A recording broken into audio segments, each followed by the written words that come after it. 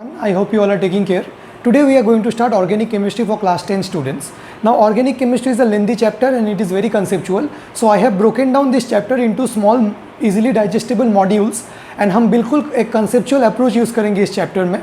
मैं आपको एक एक कंसेप्ट बताते हुए चलूँगा. आपको बस इतना करना है कि लेक्चर्स को अच्छे से देखना है एंड नोट्स बनाते हुए चलना है. आप हर एक कंसेप्ट को समझ लीजिए एंड कंसेप्ट से जो रिलेटेड क्वेश्चंस पूछा जाता है एग्जाम में उसको प्रैक्टिस कर लीजिए, तो आपका ये चैप्टर बिल्कुल डेवलप हो जाएगा. तो हम बिल्कुल बेसिक से स्टार्ट करते हैं. पहली बात, ऑर्गेनिक केमिस्ट्री क्या है, मतलब कौन से कंपाउंड्स को हम ऑर्गेनिक कंपाउंड्स बोलेंगे. देखिए, आपने शायद ये कंपाउंड्स देखे होंगे. HCl hydrochloric acid, H2SO4 sulphuric acid, NH3 ammonia, this is the base, this two are acids. ये जो कंपाउंड्स होते हैं, इन कंपाउंड्स को हम बोलते हैं इनऑर्गेनिक कंपाउंड्स. ये ऑर्गेनिक नहीं है, this are inorganic compounds. तो भैया ऑर्गेनिक कंपाउंड्स किसे बोलते हैं, तो हम स्टार्ट करते हैं ऑर्गेनिक किसे बोलते हैं. ऑर्गेनिक कंपाउंड्स, देखिए ऑर्गेनिक कंपाउंड्स वो कंपाउंड्स होते हैं जिसमें carbon and hydrogen are essential elements. The compounds in which carbon and hydrogen are essential elements are organic compound. मतलब कार्बन एंड हाइड्रोजन, ये जो दो कंपाउंड्स हैं ये तो मस्ट है, ये होना ही होना चाहिए. हर एक ऑर्गेनिक कंपाउंड में कार्बन एंड हाइड्रोजन मस्ट है. यही कंसेप्ट है. आपको बस ये कंसेप्ट को समझना है, तो आपको ऑर्गेनिक कंपाउंड्स आप डिफ्रेंशिएट कर पाएंगे कि इन्हें इनऑर्गेनिक बोलेंगे, इन्हें ऑर्गेनिक बोलेंगे. So what is organic compounds? The compounds in which carbon and hydrogen दोनों, अगर बस कार्बन है तो नहीं चलेगा, अगर बस हाइड्रोजन है तो भी नहीं चलेगा. कार्बन एंड हाइड्रोजन अगर दोनों प्रेजेंट है तो हम उन्हें ऑर्गेनिक कंपाउंड्स बोलेंगे. तो मैं आपको बस एक छोटा सा क्वेश्चन देता हूँ इस कंसेप्ट के ऊपर कि आपको बस आइडेंटिफाई करना है कि कौन से कंपाउंड्स ऑर्गेनिक है, कौन से नहीं है. So the question is identify which of the following are organic compounds. CO2, CH4, NH3, H2O, C6H6. आपको अभी कंपाउंड का नाम या फिर इस कंपाउंड को क्या बोलते हैं ये सब समझने की ज़रूरत नहीं है. आप तो पहले डिफ्रेंशिएट कर लीजिए कि कौन से ऑर्गेनिक है, कौन से नहीं है. HCOOH, CH3, COOH. ठीक है ना. तो आप टाइम ले लीजिए, थोड़ा सा वीडियो को पॉज कर लीजिए एंड इस क्वेश्चन को अटेम्प्ट कर लीजिए. आपको बताना है कि कौन से ऑर्गेनिक है, कौन से नहीं है. तो हम स्टार्ट करते हैं इसको सॉल्व करना. आप पहले खुद सॉल्व कर लीजिए. देखिए पहला कंपाउंड CO2 कार्बन डाइऑक्साइड. यहाँ पे कार्बन तो है पर हाइड्रोजन नहीं है, so this is not a organic compound. मैंने क्या कहा था आपको, कार्बन एंड हाइड्रोजन दोनों प्रेजेंट होना चाहिए ऑर्गेनिक के लिए. नेक्स्ट CH4, कार्बन भी है हाइड्रोजन भी है, ऑर्गेनिक कंपाउंड. ठीक है ना. Next example, nitrogen and hydrogen not organic compound. Carbon and hydrogen दोनों होना चाहिए. ठीक है. H2O ऑर्गेनिक कंपाउंड नहीं है क्योंकि यहाँ पे कार्बन नहीं है. रीज़न क्या है, कार्बन नहीं है. इसको देख लीजिए, कार्बन हाइड्रोजन दोनों है, ऑर्गेनिक कंपाउंड. इसको देख लीजिए, कार्बन हाइड्रोजन एंड ऑक्सीजन है तो भी चल जाएगा. मतलब कार्बन एंड हाइड्रोजन तो होना ही होना चाहिए एंड इसके साथ कोई और, जैसे कि oxygen is also present, so it will work. ये भी ऑर्गेनिक कंपाउंड है. यहाँ पे carbon hydrogen and oxygen, this is also organic compound. मतलब compounds in which carbon and hydrogen are essential elements are organic compounds. कभी कभी किसी books में लिखा रहता है कि carbon is an essential element. हाँ, कार्बन तो एसेंशियल है पर कार्बन के साथ साथ hydrogen is also essential element. क्यों? एक एग्जाम्पल देख लो, CO2 में कार्बन है पर हाइड्रोजन नहीं है, इसलिए CO2 is not organic compound. अगर मैं और एक एग्जाम्पल दे दूँ यहाँ पे आपको, C6H5N, तो बताइए क्या ये कंपाउंड ऑर्गेनिक है? देख लेते. कार्बन भी है, हाइड्रोजन भी है, ऑर्गेनिक कंपाउंड. उसके साथ नाइट्रोजन भी है तो फर्क नहीं पड़ता, कार्बन हाइड्रोजन दोनों होना चाहिए. सो ये फर्स्ट कंसेप्ट है जो आपको समझ में आना चाहिए कि ऑर्गेनिक कंपाउंड्स कौन से कंपाउंड्स है. इनऑर्गेनिक, देखिए ये सारे इनऑर्गेनिक क्यों है, क्योंकि यहाँ पे कार्बन नहीं है, हाइड्रोजन है पर कार्बन नहीं है. So this all compounds are inorganic and जो मैंने टिक किया है वो ऑर्गेनिक कंपाउंड्स है. तो इस कंसेप्ट को आप अच्छे से समझ लीजिए. ठीक है, तो मैं मिटा रहा हूँ. ये पहला कंसेप्ट है जो आपको समझ में आना चाहिए. अब ऑर्गेनिक कंपाउंड्स के बारे में थोड़ा सा हिस्ट्री देख लेते हैं कि इनिशियली लोग ने क्या बिलीव किया था, आज हम क्या जानते हैं ऑर्गेनिक कंपाउंड्स के बारे में. सो इनिशियली क्या हुआ था, इट वाज बिलीव दैट जो ऑर्गेनिक कंपाउंड्स होते हैं that can be only formed by nature. मतलब लोग ऐसे बोलते थे कि नेचर में ऐसा कोई वाइटल फोर्स है, कोई चमत्कारी सा फोर्स नेचर में प्रेजेंट है जो कि ऑर्गेनिक कंपाउंड्स को प्रिपेयर करते हैं। हम ह्यूमन बींग्स लैब में ऑर्गेनिक कंपाउंड्स को प्रिपेयर नहीं कर सकते, ये पहले माना जाता था, पर आज के डेट में हमें पता है कि ऑर्गेनिक कंपाउंड्स हम लैब में भी सिंथेसाइज कर सकते हैं। तो एक ऐसा जो, अगर मैं ऑर्गेनिक कंपाउंड के हिस्ट्री में थोड़ा सा बात करूँ, आपको थोड़ा सा बस पता होना चाहिए, ऑल्दो ज़्यादा सिग्निफिकेंट नहीं है ये, कि initially there was a theory जिसको बोलते हैं वाइटल फोर्स थ्योरी। आपके स्कूल के थ्योरी एग्जाम में आपको पूछा जा सकता है कि डिफाइन वाइटल फोर्स थ्योरी। तो वाइटल फोर्स थ्योरी क्या है? बस कुछ नहीं है कि initially it was believe that all the organic compounds are produced by some vital force. मतलब नेचर में क्या है? नेचर में कोई मैजिक है, मैजिकल कोई फोर्स है जो कि ऑर्गेनिक कंपाउंड को तैयार करते हैं, तो उसे हम वाइटल फोर्स थ्योरी बोलते हैं। पर ये theory is not correct, this theory was discarded. कि ऐसा नहीं है कि नेचर में कुछ मैजिकल सा है, चमत्कारी सा कोई है, भगवान है जो ऑर्गेनिक कंपाउंड को सिंथेसाइज मतलब प्रिपेयर कर सकते हैं, मैन्युफैक्चर कर सकते हैं। तो इस थ्योरी को किसने डिस्कार्ड किया था, कौन से साइंटिस्ट ने इस थ्योरी को डिस्कार्ड किया था, वो आपको पता होना चाहिए। और कब डिस्कार्ड हुआ था, बस थोड़ा सा जनरल नॉलेज के लिए। तो क्या हुआ था, in the year 1828, in the year 1828 there was a scientist whose name is फ्राइडरिच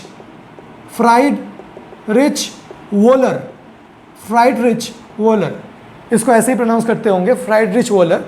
this person, this scientist, he showed that नहीं भैया ये तो गलत है। ऐसा नहीं है कि ऑर्गेनिक कंपाउंड्स को बस नेचर में कोई मैजिकल फोर्स है उससे प्रिपेयर करेंगे, हम ऑर्गेनिक कंपाउंड्स को लैब में भी प्रिपेयर कर सकते हैं। मतलब he was the first scientist to say that human beings can also prepare organic compound. ऐसा नहीं है कि कोई चमत्कारी फोर्स चाहिए।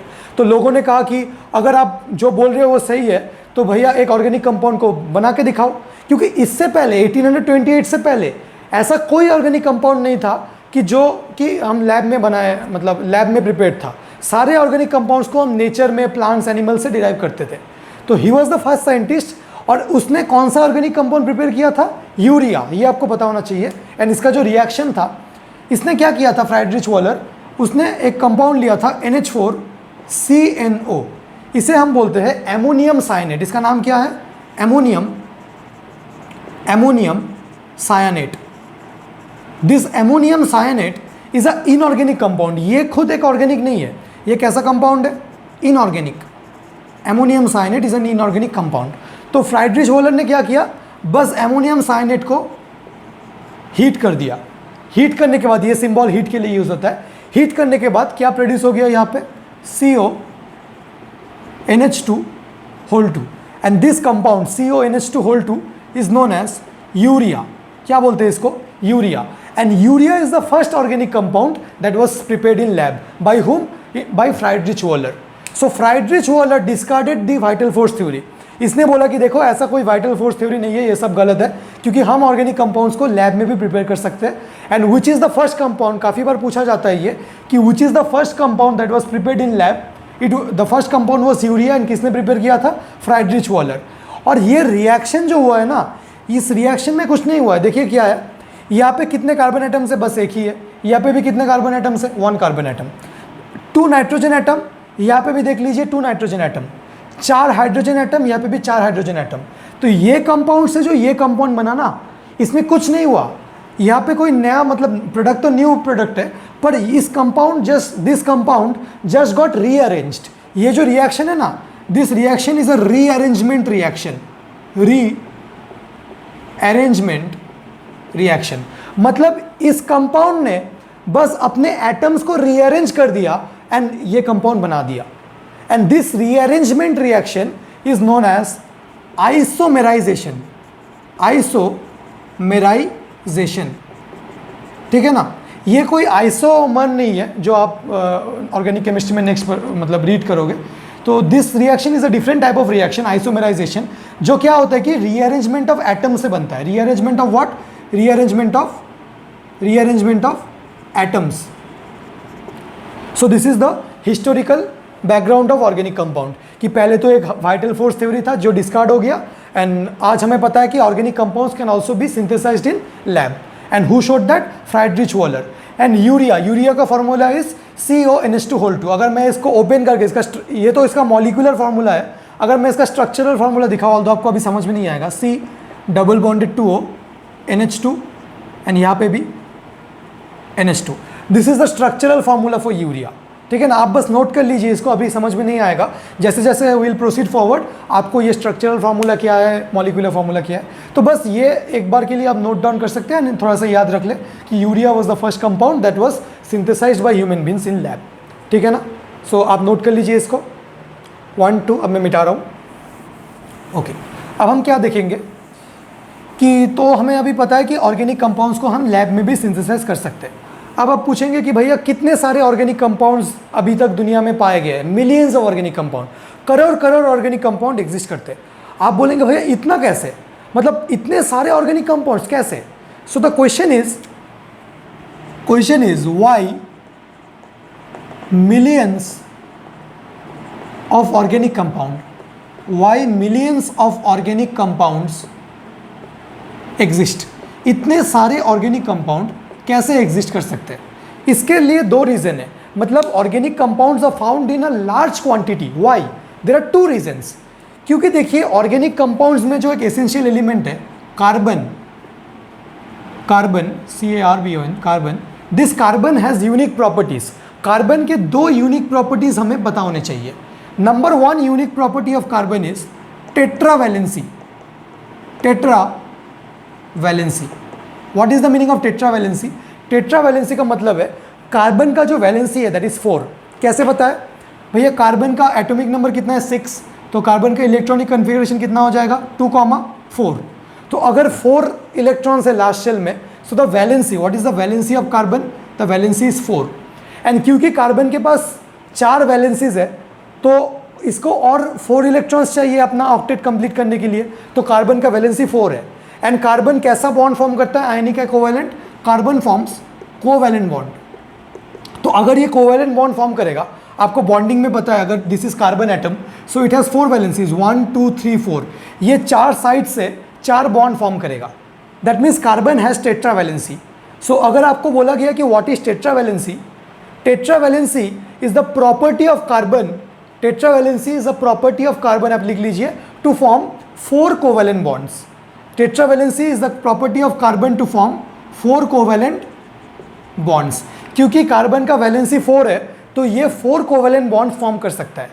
एंड अगर ये 4 कोवैलेंट बॉन्ड फॉर्म करेगा तो सपोज यहाँ पे एक हाइड्रोजन अटैच हो गया, यहाँ पे एक हाइड्रोजन, यहाँ पे एक हाइड्रोजन, यहाँ पे एक हाइड्रोजन, ठीक है ना, तो ये क्या हो गया मेरा C और 4H CH4 मीथेन।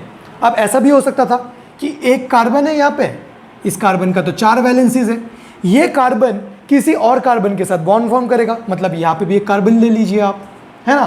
तो अब देखिए इसका एक वैलेंसी यहाँ पे सेटिस्फाइड है, ये वाले कार्बन एटम को देख लीजिए, इसने ऑलरेडी एक बॉन्ड फॉर्म कर लिया यहाँ पे और 3 वैलेंसीज बाकी है। अब बाकियों को आप H H H H H H से जोड़ लीजिए, तो ये क्या है CH3 मतलब C2 2 carbon atom and 6 hydrogen atom. देखिए दूसरा कंपाउंड फॉर्म हो गया। तो क्योंकि कार्बन के पास ये यूनिक प्रॉपर्टी है टेट्रावैलेंसी, इसका वैलेंसी 4 है, so carbon can form many compounds. आप देख सकते हैं यहाँ पे मैं और एक कार्बन लगा दूंगा तो कोई और कंपाउंड बन जाएगा। So why millions of organic compound exist? The number 1 reason is tetravalency. And what is tetravalency? The property of the carbon atom to form 4 covalent bond is known as tetravalency. ठीक है ना, तो tetravalency के लिए carbon can form many compounds. The second reason is very important, ICSE में काफ़ी बार पूछा गया है। सेकेंड रीजन ये मिटा दूं मैं, तो ये बस ये नोट कर लीजिए कि कार्बन का टेट्रावैलेंसी का डेफिनेशन आपसे पूछा जा सकता है, उसको अब नोट कर लीजिए। Okay, the second reason is catenation. देखिए मैं यहाँ पे डेफिनेशन लिख नहीं रहा हूँ, but while I am dictating the definition आपको वीडियो को पॉज करके उसको नोट डाउन करना है। अगर आपने मिस किया डेफिनेशन तो बस रिवाइंड कर लीजिए, आपके पास वीडियो है, आप अपने कंफर्ट के अकॉर्डिंग देख सकते हैं। Catenation, the next important property is catenation, and catenation is a very important property. Catenation का मतलब क्या? देखिए हमें पता है कि कार्बन का 4 वैलेंसी है। सपोज इस कार्बन ने किसी और कार्बन के साथ ऐसे बॉन्ड फॉर्म कर लिया। Now this carbon has 3 valencies left, this carbon can again form with another carbon, ऐसे ऐसे। तो देखिए 4 कार्बन एटम ने एक चेन फॉर्म कर लिया। क्या फॉर्म कर लिया? चेन। ये कैसा चेन है? It is a straight chain. Straight chain क्योंकि स्ट्रेट है।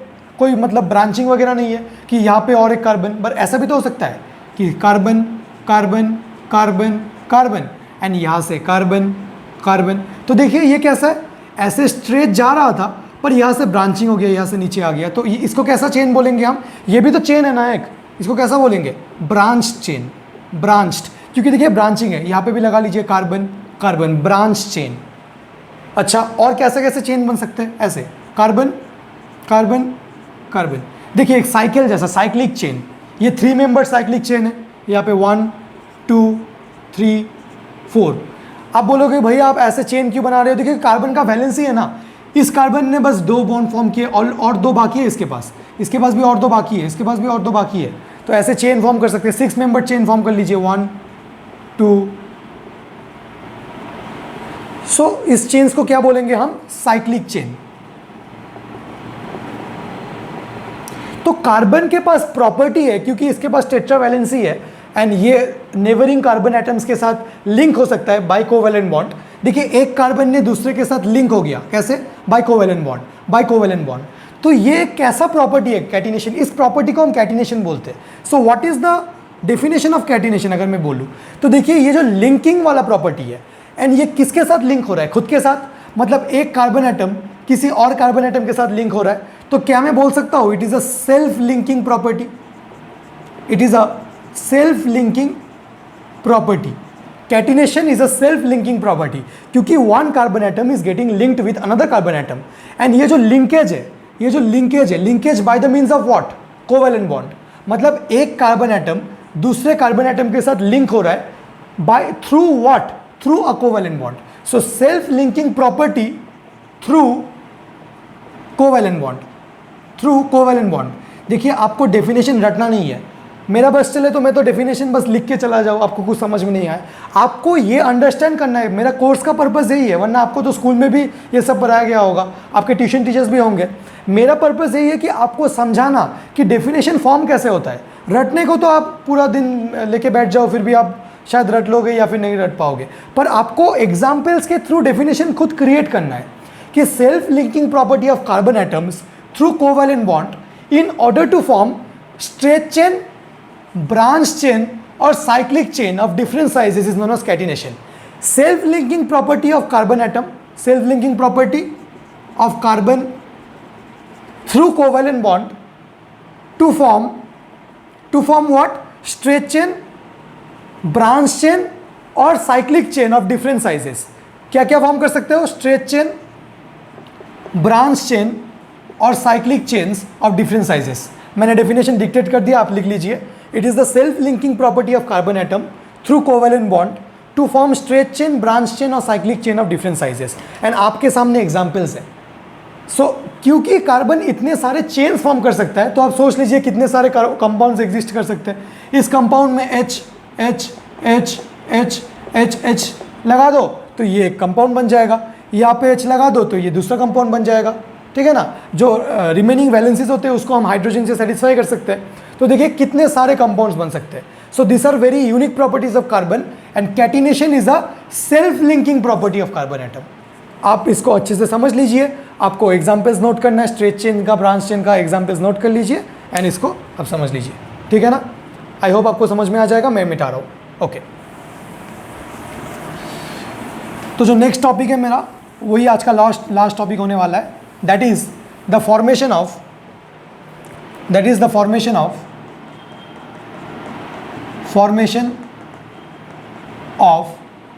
Single, double and triple bond. Carbon के पास तो 4 वैलेंसी है, तो carbon can either form single, double और ट्रिपल बॉन्ड। अब कैसे देख लेते हैं। सपोज एक कार्बन एटम यहाँ पे है, ठीक है ना, तो इसका कितना वैलेंसी होगा? 4 वैलेंसीज। तो ये अपने वैलेंसीज को कैसे सेटिस्फाई करेगा? सपोज यहाँ पे कार्बन एटम है, ठीक है ना, तो इसका लास्ट शेल में कार्बन का इलेक्ट्रॉनिक कन्फिगरेशन इज 2,4, मतलब लास्ट शेल में कितने इलेक्ट्रॉन्स होंगे? 4 इलेक्ट्रॉन्स। तो मैं सपोज 4 इलेक्ट्रॉन्स को ऐसे अरेंज कर दे रहा हूँ, 1 2 3 4। आपने इलेक्ट्रॉन डॉट स्ट्रक्चर देखा होगा। अब इसके सराउंडिंग में आप दूसरा एक कार्बन एटम ले लीजिए एंड इसके इलेक्ट्रॉन्स को मैं क्रॉस से दिखा रहा हूँ, 1 2 3 एंड 4, ठीक है। तो देखिए यहाँ पे एक इलेक्ट्रॉन है, यहाँ पे एक इलेक्ट्रॉन है, तो इन आपस में अगर शेयरिंग हो जाए अगर one pair of electron sharing हो जाए तो कैसा बॉन्ड फॉर्म हो जाएगा? कार्बन कार्बन के बीच सिंगल बॉन्ड फॉर्म हो जाएगा। अगर दोनों कार्बन एटम्स के बीच एक पेयर ऑफ इलेक्ट्रॉन, एक पेयर मतलब 2 इलेक्ट्रॉन, इसने एक शेयर किया, इसने एक शेयर किया, तो सिंगल बॉन्ड बन गया। मैं इसको ऐसे दिखा रहा हूँ। सो देखिए सिंगल बॉन्ड फॉर्म कर सकता है। अब डबल बॉन्ड देख लेते हैं कैसे हो रहा है, कार्बन एंड कार्बन। अब अगर डबल बॉन्ड फॉर्म करना है so they should be sharing of 2 pair of electron, इसलिए मैं 2 दिखा रहा हूँ यहाँ पे, एंड बाकी 2 को यहाँ पे दिखा दो। यहाँ पे भी बाई क्रॉस ऐसे, तो देखिए 2 पेयर इलेक्ट्रॉन का शेयरिंग है ना। तो इसका मतलब क्या, carbon double bonded to carbon atom. और कितने वैलेंसीज बाकी है, 1 2 3 बाकी है, 1 2 3 बाकी है, तो इसको क्या बोलेंगे हम, सिंगल बॉन्ड। देखिए इस कार्बन को देखिए, इसने ऑलरेडी 2 बॉन्ड्स फॉर्म कर लिए, बाकी कितने, एक कार्बन एटम कितने बॉन्ड्स फॉर्म करता है, 4, ऑलरेडी इसने 2 कर लिए, तो 1 2 बाकी है, इसका भी 1 2 बाकी है।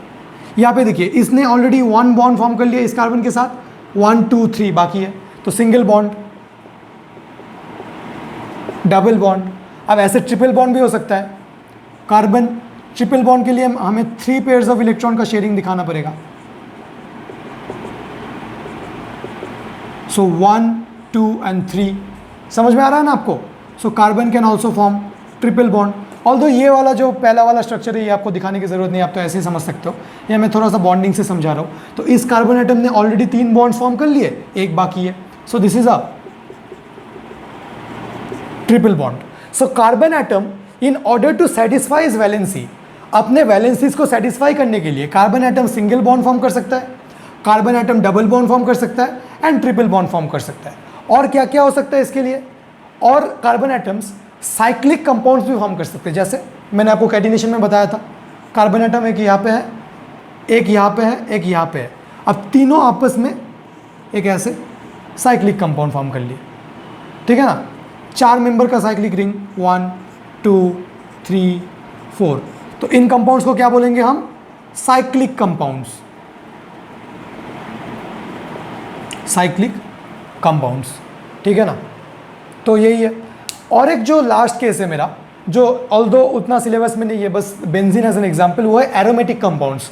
मैं हाइड्रोकार्बन में और थोड़ा बताऊंगा आपको एरोमेटिक कंपाउंड्स के बारे में। अभी के लिए आप इतना देख लीजिए, पहले ये नोट डाउन कर लीजिए, सॉरी मैंने मिटा दिया, ये नोट डाउन कर लीजिए, एंड मैं आपको थोड़ा सा एरोमेटिक कंपाउंड्स बता रहा हूँ। एरोमेटिक कंपाउंड्स क्या होता है, aromatic compounds, what are aromatic compounds. देखिए एरोमा का मतलब है स्मेल, स्वीट स्मेल होता है एरोमा का, ठीक है ना। तो एरोमेटिक कंपाउंड्स में थोड़ा सा वैसे स्वीट स्मेल आता है। ऑल्दो एरोमेटिक कंपाउंड्स में एक बेंजीन रिंग होना मस्ट है। मतलब अगर मैं बेंजीन का स्ट्रक्चर दिखा दूँ आपको, बेंजीन इज एरोमेटिक कंपाउंड।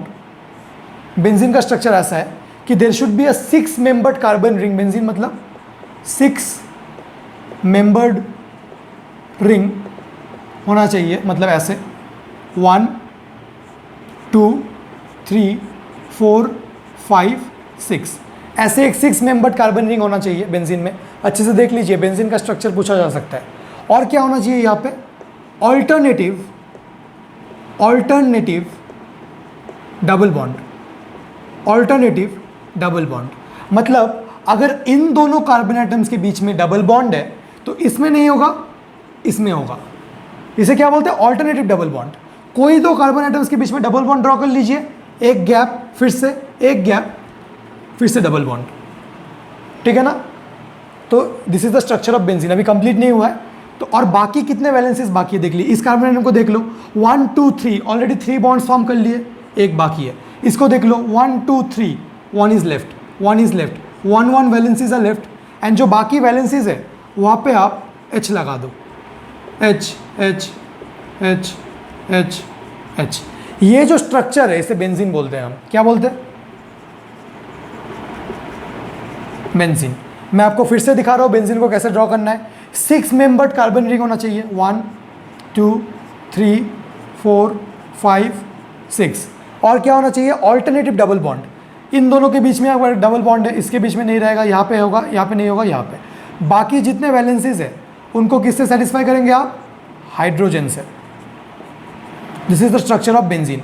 आप इसको ऐसे भी ड्रॉ कर सकते हो, ऐसे नहीं करके, like this.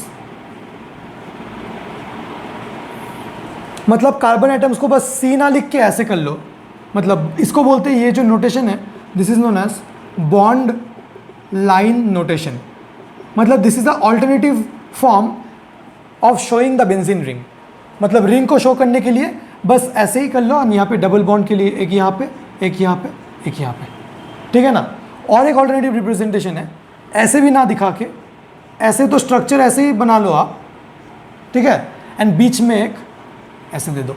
This is also benzene, this are same, okay, but this two are the bond line representation. मतलब अगर 2 कार्बन, सपोज 3 कार्बन ऐसे है, आप इन 3 कार्बन को ऐसे ना दिखा के ऐसे भी दिखा सकते हो, 1 2 and 3।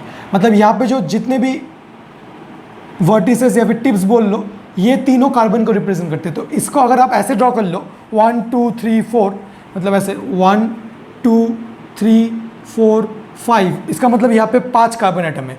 This is the same as drawing this 1 2 3 4 5, ठीक है ना। This representation is known as bond line representation, okay. So this is all about the aromatic compounds. तो मैंने काफ़ी सारे चीज़ आपको बता दिया है। यहाँ पे बेंजीन एज एन एग्जाम्पल, आपको कभी कभी बेंजीन का स्ट्रक्चर पूछा जा सकता है। अगर मैं बेंजीन में, सपोज ये मेरा बेंजीन है, बेंजीन के ऊपर यहाँ पे मैं CH3 लगा दूँ, ठीक है ना, सपोज ऐसा ही है, बेंजीन के ऊपर CH3 लगा दूँ, तो इसको हम बोलेंगे टोलुइन। और काफ़ी सारे कंपाउंड्स हो सकते हैं, एक भी अपने सिलेबस में नहीं है। क्लास 10 में तो बस इतना ही है मैंने जो आपको बताया है, ठीक है। तो आज के लिए इतना ही। आप इन सारे चीज़ को अच्छे से नोट कर लीजिए, आपको सब कुछ समझ में आ जाना चाहिए। बॉन्ड लाइन नोटेशन कभी कभी बोल देता है, ICSE में तो यूज़ नहीं करेंगे, कुछ कॉम्पिटिटिव एग्जाम्स में पूछा जाता है। So this is all about today. Benzene का स्ट्रक्चर आपको अच्छे से आना चाहिए and aromatic compounds. In the next class we will start types of organic compounds. हम हाइड्रोकार्बन से स्टार्ट करेंगे। So I hope you like today's video. If there is any doubt, please let me know in the comment section. The purpose of today is just to make you understand the basic concepts of organic chemistry. आपको हर एक चीज़ को अच्छे से note करना है and एक बार आपको अपने बुक का जो थ्योरी है उसको रीड करना है and you will be done with the first part of this chapter. In the next class we will start from types of organic compounds. Thank you for watching this lecture. See you in the next video.